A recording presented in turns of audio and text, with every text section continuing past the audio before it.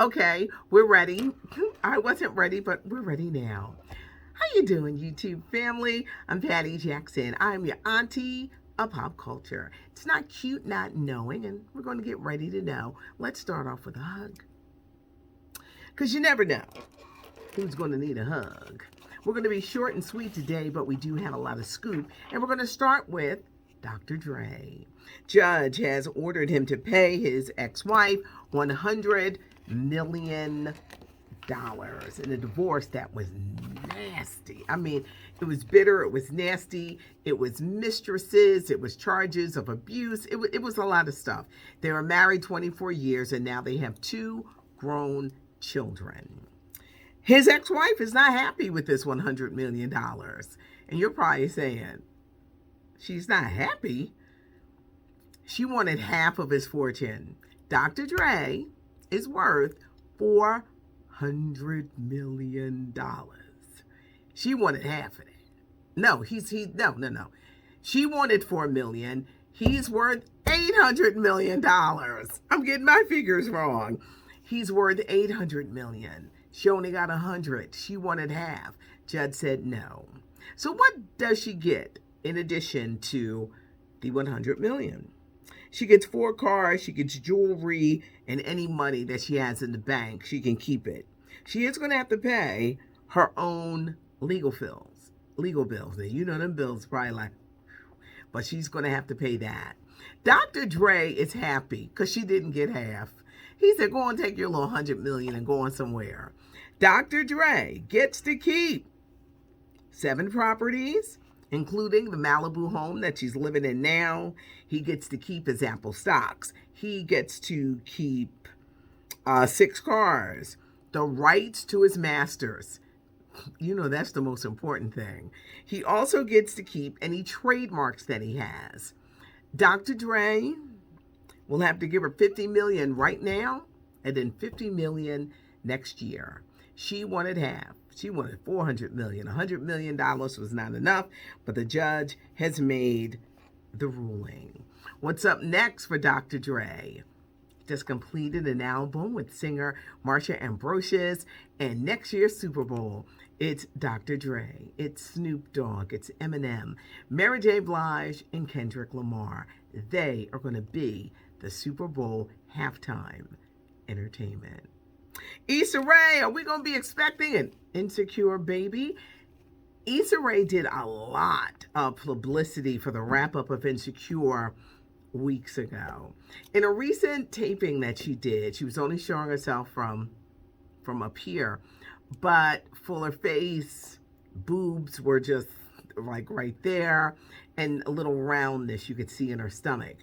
Issa Rae is notorious for keeping things private. Remember when she got married in Paris last June and she just released these pictures and they were her wedding pictures. They were stunning. I think she's going to do the same with the baby.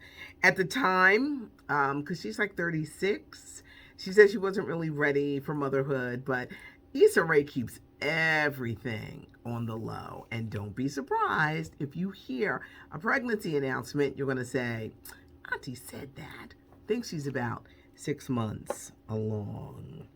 Tyler Perry had to have surgery. He's really into exercising now, and he recently tore his meniscus, had to have surgery, can't exercise. He has gained 12 pounds. So he's said he's going to be on a mission for 2022.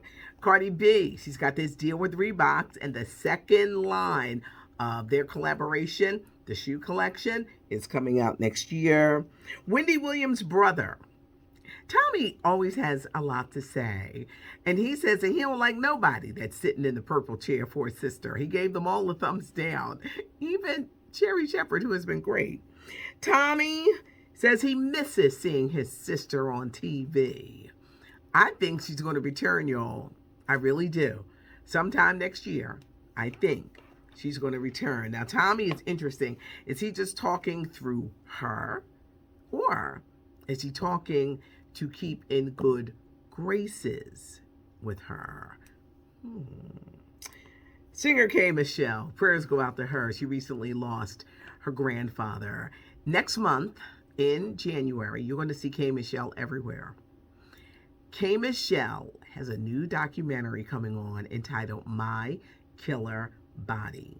It's her journey through plastic surgery with the butt implants. Having all of these procedures almost killed her. And she's got this documentary. She says she's doing it and being so open because she wants to help other women. I'm going to tell you something. They are going down to Florida or maybe out of the country. I think more are going to Florida because of the rapid numbers. You just can't go in some of these countries. But they're going down there and they're getting these Brazilian butt lifts. Some of them don't have the money to stay down there and heal, so then they got to come home. But guess how they come home? They can't sit in the seat. They have to kneel. They got to get on their knees in their seat and just like ride like this. Is that crazy?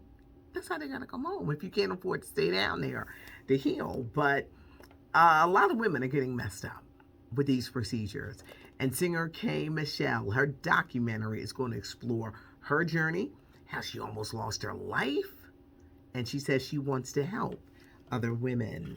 If you are a fan of the Fox show, Our Kind of People, it's coming back January 11th.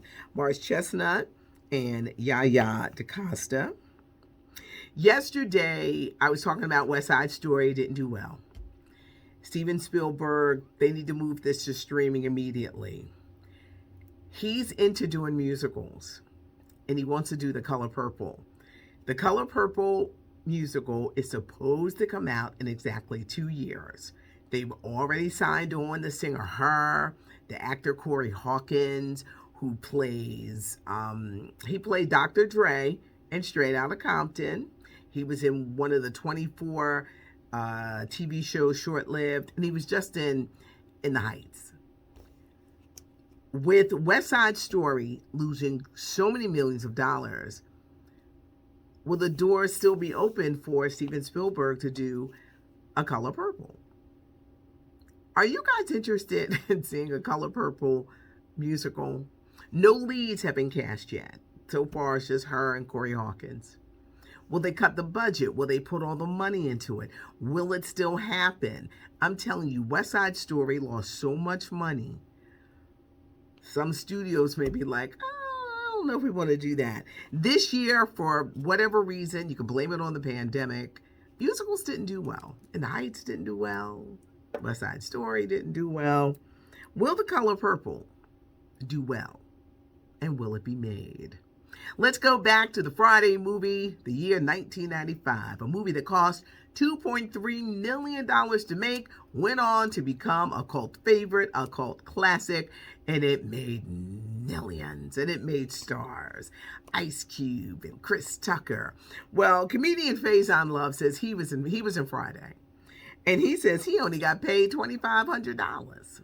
So this then made Ice Cube mad, because Ice Cube is like, look, don't be going around accusing me because I'm not out here robbing people. Something strange is going on with Ice Cube. It really is. He was going to do that deal with America, all of this stuff with Trump. It was like kind of bizarre. There won't be another Friday movie made. They were trying to get another one. That's not happening.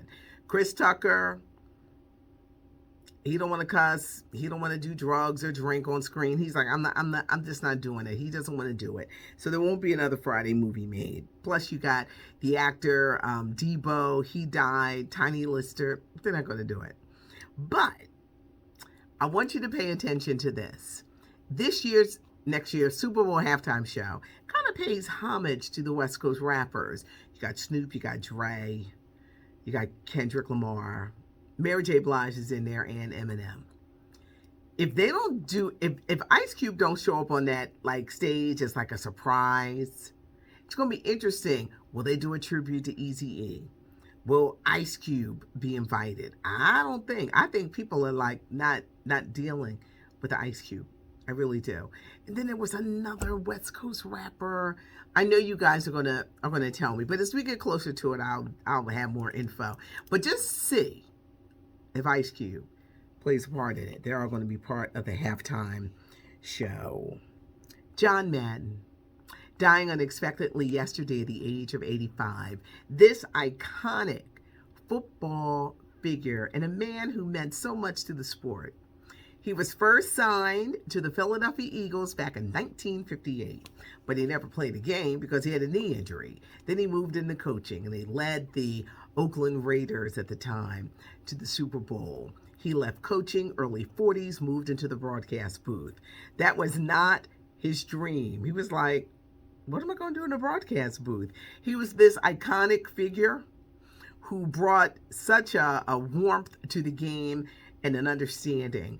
Him calling these games with the announcers was epic. And who could ever forget the Madden games? Yeah, he teamed up. He probably didn't realize how big it would be, but it wound up being bigger than life. He was a man who was seen as a bigger than life person, claustrophobic. That's why he never rode in airplanes. He had a bus, the Madden bus. But he was colorful. He was likable. His love of the sport and the joy that he brought to so many people. Rest in peace, John Madden. What a legendary figure. We have a lot of stuff to go over today. Make sure that you subscribe to the channel so you never miss anything. Leave a comment. Auntie reads the comments and give us a thumbs up if you like it. Twitter, our Twitter world. Hi. Thanks so much for checking in. It's not cute, not knowing, and now you know. I'm Patty Jackson. I am your auntie of pop culture.